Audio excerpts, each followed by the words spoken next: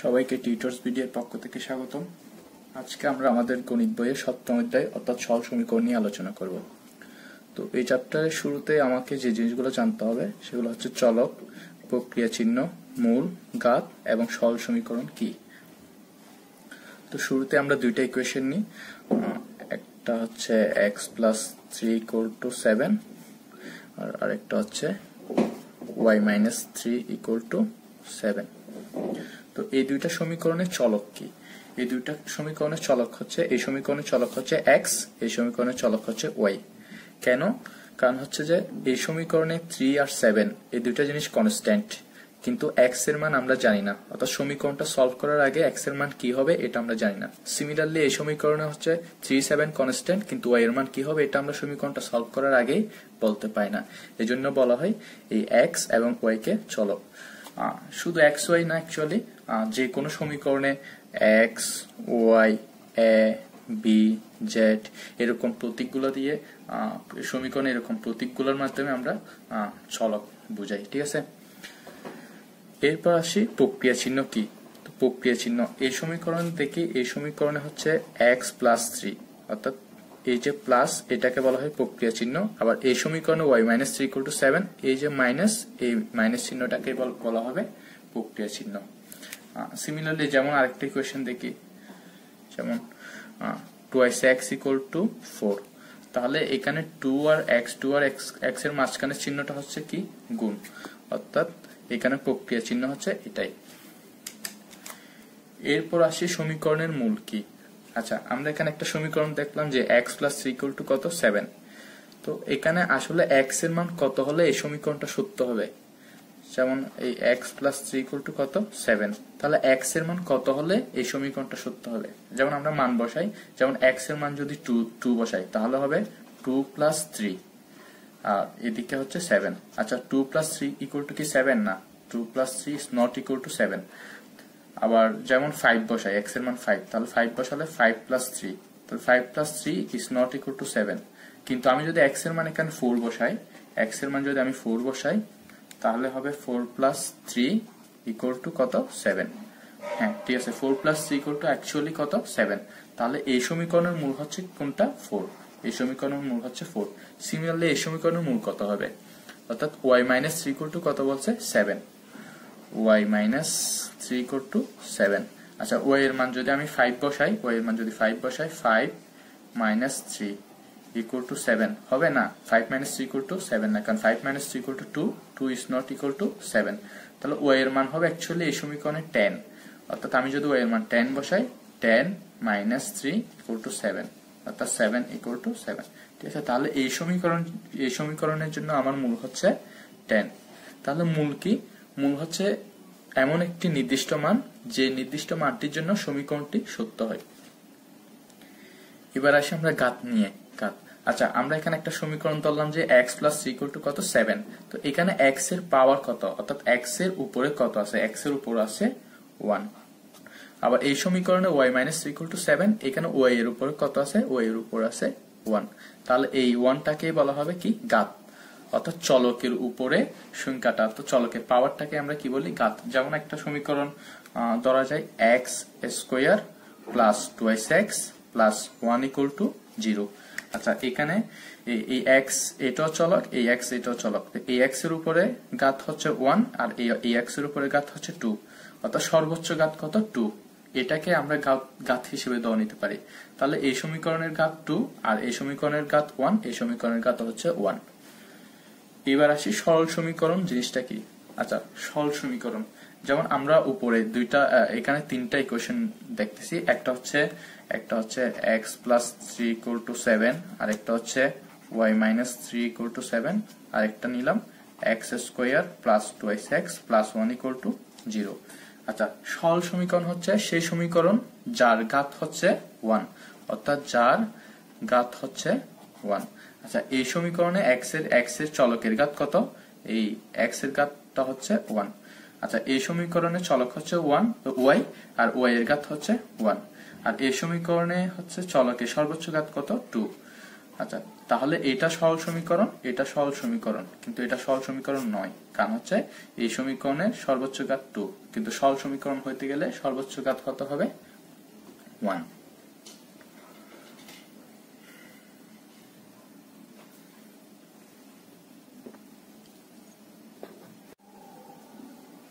এবার আমরা বিধিসমূহ নিয়ে আলোচনা করব। শুরুতে আছে কি বন্টন বিধি, যেমন a into B plus C equal to লিখা যায় এ বি প্লাস এসি। অর্থাৎ এখানে আমরা করছি কি, এখানে আমরা এই ব্র্যাকেটটা তুলে এটাকে এই বি প্লাস সি এর সাথে সমানভাবে ডিস্ট্রিবিউট করে দিচ্ছি, যেমন এর সাথে বি, এরপর এর সাথে সি, অর্থাৎ এ বি প্লাস এসি। তো যেমন যদি এরকম থাকে 5 ইন্টু ট্রাইস এক্স প্লাস 2, তাহলে এটাকে আমরা কি লিখবো? 5 এর সাথে ট্রাইস এক্স গুণ হলে হবে 15x প্লাস 5 এর সাথে যদি 2 গুণ হয় 10। এটাকে বলা হয় বন্টন বিধি। এরপর যেটা আসে এটা হচ্ছে কি বিনিময় বিধি। বিনিময় বিধি হচ্ছে যেমন a প্লাস বি কে আমি কি লিখতে পারি? b প্লাস a, অর্থাৎ a এর জায়গায় লিখছি b, b এর জায়গায় লিখছি a। অর্থাৎ এরকম লেখা যায় যে 7 প্লাস 3 ইকুয়াল টু 3 প্লাস 7, কারণ কি 7 প্লাস 3 ইকুয়াল টু 10 আর 3 প্লাস 7 ইকুয়াল টু 10, অর্থাৎ এখানে জাস্ট অবস্থানে পরিবর্তন হয়। এরপর যেটা আসে এটা হচ্ছে আর্গুণন বিধি। আর্গুণন বিধি হচ্ছে যেমন x/2 ইকুয়াল টু y/3 হলে আমরা কোনাকুনি গুণ করে দিব, অর্থাৎ x এর সাথে 3 গুণ করে দিব, y এর সাথে 2 গুণ করে দিব। তাহলে আমি লিখতে পারি thrice x equal to twice y, এটাকে বলা হয় আর্গুণন বিধি। এরপর যেটা আসে এটা হচ্ছে প্রতিসাম্য বিধি। প্রতিসাম্য বিধি হচ্ছে যেমন x plus 2 equal to y plus 3 হলে আমি কিন্তু এভাবে লিখতে পারি যে y plus 3 equal to x plus 2, অর্থাৎ এই যে y plus 3 যেটা সমান চিহ্নের ডান পাশে ছিল এটাকে বাম পাশে লিখছি, আর যেটা সমান চিহ্নের বাম পাশে ছিল এটাকে আমি ডান পাশে লিখছি, এতে কিন্তু কোনো চেঞ্জ আসে না। তাহলে আচ্ছা, এবার আমরা অনুশীলনে কিছু ম্যাথ সলভ করার ট্রাই করব।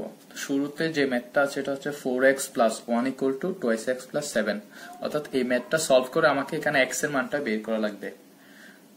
আচ্ছা, এই ম্যাথগুলো করার সময় নরমালি আমরা চলকগুলো একপাশে নিয়ে আসবো, যেমন এটা 4x, কিন্তু এদিকে একটা চলক আছে, চলক সম্বলিত রাশি আছে, এটা হচ্ছে twice x। তাহলে twice x টা সমান চিহ্নের ডান পাশে আছে, তাহলে এটাকে যদি আমি বাম পাশে নিয়ে আসি এটার চিহ্ন চেঞ্জ হয়ে যাবে, অর্থাৎ এটা যে সাইন ওই সাইনটা কিন্তু চেঞ্জ হয়ে যাবে। যেমন twice x এর আগের সাইনটা কি প্লাস, এটাকে যদি আমি এদিকে লিখি সমান চিহ্নে তাহলে এটা হয়ে যাবে মাইনাস twice x। এই বিধিটাকে বলা হয় পক্ষান্তর বিধি। সিমিলারলি এদিকে +7 এটা লিখলাম, কিন্তু এদিকে কনস্ট্যান্টটা এদিকে নিয়ে যাবো, তাহলে এটা +1 এদিকে নিয়ে গেলে হয়ে যাবে -1। তাহলে 4x minus twice x equal to হচ্ছে twice x, 7 minus 1 equal to 6। তাহলে x ইকুয়াল টু হবে, এই 2টা হচ্ছে x এর গুণাকার আছে, তাহলে এটা যদি এই সমান চিহ্নের এই পাশে যায় তাহলে ভাগ হয়ে যাবে 6/2, ওইটা হচ্ছে পক্ষান্তর বিধির মতো। দেন হচ্ছে x equal to 6/2 equal to হচ্ছে 3, অর্থাৎ এই সমীকরণটার x এর মান হচ্ছে 3। এরপর পরের ম্যাথটা হচ্ছে x / 2 + 1 = 3। তাহলে আমি কি করব, ওই এখানে তো শুধু একদিকে চলক, তাহলে আমি কনস্ট্যান্টটাকে এদিকে নিয়ে যাই, যেমন x / 2 = 3, এদিকে এটা হচ্ছে +1 এদিকে নিয়ে গেলে হবে -1, তাহলে x / 2 = হচ্ছে 3 - 1 = 2। আচ্ছা, এখন আমরা আর্গুণন বিধি প্রয়োগ করব। আচ্ছা, এই 2 এর নিচে কিছু নাই, তার মানে এখানে কি অ্যাকচুয়াল একটা 1 আছে, ঠিক আছে। এখন আর্গুণন বিধি হচ্ছে কোনাকুনি গুণ, তাহলে কি হবে x গুণ 1 = 2 গুণ 2, তাহলে x = হচ্ছে 4। এরপরের মেতো আমরা এটা হচ্ছে চলক সম্বলিত রাশি, এটা চলক সম্বলিত রাশি, তাহলে এগুলোকে একপাশে নিয়ে আসবো, যেমন x/3 এটার আগে প্লাস সাইন, এটা এদিকে আসলে হবে -x/2 = 7, আর এই +5 এদিকে গেলে হয়ে যাবে -5। এরপর আমরা এখানে লসাগু নিব, তাহলে 3 আর 2 এর লসাগু হচ্ছে 6 কে 3 দিয়ে ভাগ দিলে হবে 2, ওই 2 এর সাথে x গুণ হলে হবে twice x, -6 কে 2 দিয়ে ভাগ দিলে হবে 3 এর সাথে x গুণ দিলে হবে thrice x। Equal to 7 minus 5 equal to 2। এরপর আমরা আবার আগের মতো আর গুণন বিধি প্রয়োগ করব। তাহলে এটার নিচে 1 ধরে নিতে হবে, তাহলে হবে 2x মাইনাস 3x গুণ 1 ইকুয়াল টু 6 গুণ 2, অর্থাৎ আমরা কোণাকুনি গুণ করছি। এরপর কি হবে, 2x মাইনাস 3x হচ্ছে মাইনাস x গুণ 1 ইকুয়াল টু 6 গুণ 2 মানে হচ্ছে 12, তাহলে মাইনাস x ইকুয়াল টু হচ্ছে 12। এখন আমার তো মাইনাস x ইকুয়াল টু 12, কিন্তু আমার বের করতে হবে x ইকুয়াল টু কত। তাহলে এই মাইনাসটাকে আমার রিমুভ করতে হবে। মাইনাসটাকে যদি আমি বিনিশ করতে চাই তখন কি করা লাগবে, উভয় পক্ষে -1 দিয়ে গুণ করতে হবে, অর্থাৎ মাইনাস এক্স গুণ -1 এটা হচ্ছে 12 গুণ -1। ঠিক আছে, এখন কি হবে, -x গুণ -1 গুণ হয়ে গেলে প্লাস x, আর এদিকে 12 ইন্টু -1 ইকুয়াল টু -12, তাহলে এটাই আনসার। এরপর তো এটা চলক সম্বলিত রাশি, এটা চলক সম্বলিত রাশি, আর এটা চলক সম্বলিত রাশি, তাহলে এটাকে এই পাশে নিয়ে যেতে হবে। তাহলে y/2 মাইনাস y/3, এটা যদি এই পাশে চলে আসে, এটার আগে যেহেতু প্লাস আছে তাহলে এই পাশে এসে গেলে হবে মাইনাস y/5 ইকুয়াল টু -1/6। এখন আমি লসাগু নিব। 2, 3, 5 এর লসাগু হচ্ছে 30, তাহলে 30 কে 2 দিয়ে ভাগ দিলে 15y মাইনাস 30 কে 3 দিয়ে ভাগ দিলে 10 ইন্টু y মানে হচ্ছে 10y মাইনাস 30 কে 5 দিয়ে ভাগ দিলে হবে 6 এর সাথে y গুণ হলে 6y ইকুয়াল টু -1/6। তাহলে 15y minus 16y divided by 30 equal to -1/6, তাহলে -y/30 ইকুয়াল টু -1/6। এরপর আবার আমরা কি করব, আর গুণন করব। আর গুণন করলে হবে 30 গুণ -1 ইকুয়াল টু 6 গুণ -y, তাহলে -30 ইকুয়াল টু -6y, অর্থাৎ আমি লিখতে পারি -6y ইকুয়াল টু -30, অর্থাৎ এটা প্রতিসাম্য বিধি। এরপর আমি তাহলে y ইকুয়াল টু হবে -30, এই y এর সাথে -6টা যেহেতু গুণাকার আছে, এটা এই পাশে আসলে হয়ে যাবে ভাগ, অর্থাৎ -6, তাহলে এখানে ভাগ দিলে হবে 5, সুতরাং y ইকুয়াল টু 5। এই মেথডে আমরা সরাসরি আর গুণন বিধি প্রয়োগ করব। তাহলে হয় 5 into thrice y minus 7 equal two 3 into thrice y plus 1, তাহলে 5 ইন্টু thrice y মানে হচ্ছে 15y minus 5 into 7 equal two হচ্ছে 35 ইকুয়াল টু 9y প্লাস 3, তাহলে 15y, এই ওয়াইটাকে যদি এদিকে নিয়ে যায় তাহলে -9y ইকুয়াল টু প্লাস 3, আর এটা যদি এই পাশে চলে যায় তাহলে প্লাস 35, তাহলে 15y মাইনাস 9y মানে হচ্ছে 6y ইকুয়াল টু 38, তাহলে y ইকুয়াল টু হবে 38 ডিভাইডেড বাই 6। এই 6টা যেহেতু গুণ আছে তাই এই পাশে আসছে, সেহেতু ভাগ হয়ে গেছে, সুতরাং y ইকুয়াল টু হবে 2 দিয়ে ভাগ দিলে এখানে হচ্ছে 19, এখানে হচ্ছে 3, তাহলে y এর মান হচ্ছে 19 ডিভাইডেড বাই 3। পরের মেতে আমরা বন্টন বিধি প্রয়োগ করব, অর্থাৎ ব্র্যাকেটটা তুলে ফেলবো। তাহলে হবে কি 5x মাইনাস 5 এর সাথে 2 গুণ, তাহলে হবে 10 ইকুয়াল টু 4x মাইনাস 3 এর সাথে 4 গুণ করলে হবে 12। এরপর x গুলো এক পাশে নিয়ে আসবো, অর্থাৎ 5x, এটা যেহেতু এই পাশে আসলে হবে মাইনাস 3x ইকুয়াল টু -12, এটা এই পাশে চলে গেলে হবে প্লাস 10, তাহলে 2x equal to -2, x equal to -2, এই 2টা যেহেতু x এর সাথে গুণাকার আছে এই পাশে আসলে হয়ে যাবে ভাগ, সুতরাং x ইকুয়াল টু -1। এই মেথডে আমরা দেখতেছি x সম্বলিত রাশি এটা আর এটা, তাহলে এটাকে এই পাশে নিয়ে আসি, তাহলে হবে 5x ডিভাইড বাই 7, এটাই পাশে আসলে হবে -x divide by 5 equal to 2 divide by 7, এটা যদি এই পাশে চলে যায় তাহলে হবে -4 ডিভাইডেড বাই 5। এরপর লসাগু করলে এখানে হবে 35 লসাগু। 35 কে 7 দিয়ে ভাগ দিলে হবে 5, 5 এর সাথে 5x গুণ করলে হবে 25x, মাইনাস 35 কে 5 দিয়ে ভাগ দিলে 7, 7 এর সাথে x গুণ করলে হবে 7x, ইকুয়াল টু এখানেও লসাগু হবে 35, 35 কে 7 দিয়ে ভাগ দিলে 5, 5 এর সাথে 2 গুণ হলে হবে 10, মাইনাস 35 কে 5 দিয়ে ভাগ দিলে 7, 7 এর সাথে 4 গুণ হয়ে হবে 28।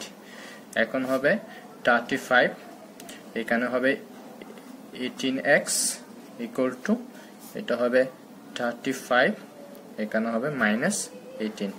ঠিক আছে, এখন আমরা কি করতে পারি, এখন আমরা 35 দিয়ে ওই পক্ষে গুণ করতে পারি। যেমন 18x 35 গুণ 35 ইকুয়াল টু -18 ডিভাইড বাই 35 গুণ 35। অর্থাৎ আমরা উভয় পক্ষে এই সেম জিনিসটা দিয়ে গুণ করছি। তাহলে হবে কি, এরা কাটাকাটি চলে যাবে, এটা চলে যাবে। তাহলে লেখা যায় 18x ইকুয়াল টু -18। এবার x ইকুয়াল টু হবে -18, এটাই পাশে চলে আসলে বাক, সুতরাং x ইকুয়াল টু হবে -1।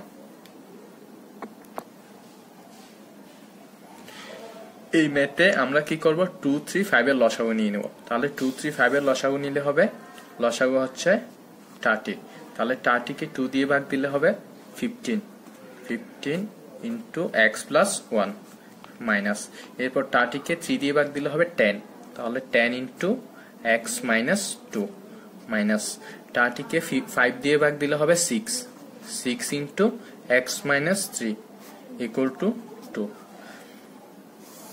এরপর হচ্ছে এখানে 30, তাহলে এখানে গুণ করলে হবে 15x প্লাস 15, এটা গুণ করলে হবে -10x প্লাস 20, এটা গুণ করলে হবে -6x প্লাস 80 ইকুয়াল টু 2। আচ্ছা, এটা হবে 10x। আচ্ছা, এবার হচ্ছে 15x -10x আর -6x, এদের থেকে আলটিমেটলি পাওয়া যাবে হচ্ছে -x, অর্থাৎ 15x থেকে -10x গেলে হবে +5x, +5x থেকে -6x গেলে হবে -x। এরপর হচ্ছে 15, 20, 18, এই তিনটা যোগ করলে পাওয়া যাবে 53 ডিভাইডেড বাই 30 ইকুয়াল টু হচ্ছে 2। এরপর আমরা আর গুণন করব, অর্থাৎ আমরা কোনাকুনি গুণ করব। তাহলে কোনাকুনি গুণ করলে পাওয়া যাবে -x প্লাস 53 গুণ 1 ইকুয়াল টু 2 গুণ 30। তাহলে এটা গুণ করলে সেম থেকে যাবে -x প্লাস 53 ইকুয়াল টু হবে 60, তো -x ইকুয়াল টু 60, এটাই পাশে গেলে হবে -53, তাহলে -x ইকুয়াল টু হবে 7। তাহলে এখন যদি আমি উভয় পক্ষে -1 দিয়ে গুণ করি, অর্থাৎ -x গুণ -1, 7 গুণ -1, তাহলে হবে -x ইন্টু -1 মানে হচ্ছে x, আর এদিকে হবে -7।